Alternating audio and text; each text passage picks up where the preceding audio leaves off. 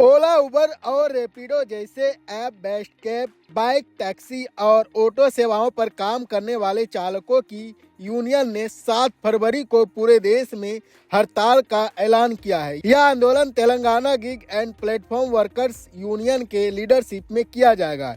Union का दावा है कि भारत भर के ऐप आधारित परिवहन कर्मचारी इस हड़ताल में शामिल होंगे, जिससे कई शहरों में कैब, बाइक, टैक्सी और ऑटो सेवाएं प्रभावित हो सकती है। यह हड़ताल अचानक नहीं हुई है। यूनियन का कहना है कि ऐप कंपनियों के जरिए काम करने वाले ड्राइवर लंबे समय से गंभीर समस्याओं का सामना कर रहे हैं। सबसे बड़ी परेशानी यह है कि सरकार की तरफ से मिनिमम फेयर तय नहीं की है। इस वजह से ओला, उबर, रैपिडो और पोर्टर जैसी कंपनियां किराया अपने हिसाब से घटाती बढ़ाती रहती है। ड्राइवरों का आरोप है कि किराया लगातार कम होता जा रहा है, लेकिन उनके खर्च लगातार बढ़ रहे हैं।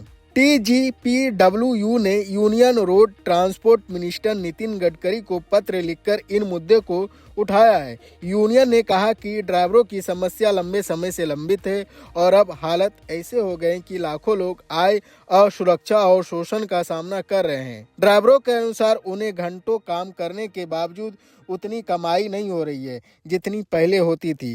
पेट्रोल, डीजल, गाड़ी की मेंटेनेंस, EMI, बीमा और रोजमर्रा खर्च इतना बढ़ गया है कि कम किराए में काम करना उनके लिए मुश्किल हो गया है। यूनियन ने मोटर वाहन एग्रीगेटर दिशा निर्देश 2025 का हवाला देते हुए कहा कि इसमें किराए की ट्रांसपेरेंसी, रेगुलेटरी निगरानी और ड्राइवर की आजीविका की सुरक्षा जैसे प्रावधान मौजूद है, लेकिन अभी तक इन नियमों को सही तरीके से लागू नहीं किया गया। इसलिए यूनियन की मांग है कि केंद्र और राज्य सरकारें तुरंत न्यूनतम आधार किराया अधिसूचित करें और किराया तय करने की प्रक्रिया में मान्यता प्राप्त ड्राइवर यूनियनों को शामिल किया जाए। इसके अलावा यूनियन ने यह भी मांग की है कि यात्री और माल परिवहन में निजी वाहनों में इस्तेमाल का सख्त प्रतिबंध लगाया जाए या फिर ऐसे वाहनों को व्यावसायिक श्रेणी में बदला जाए। उनका कहना है कि नियमों के बिना निजी वाहनों का इस्तेमाल सही ड्राइवरों की कमाई पर असर डालता है। यह हड़ताल गिग वर्कर्स के बढ़ते असंतोष का संकेत है। इससे पहले 31 दिसंबर को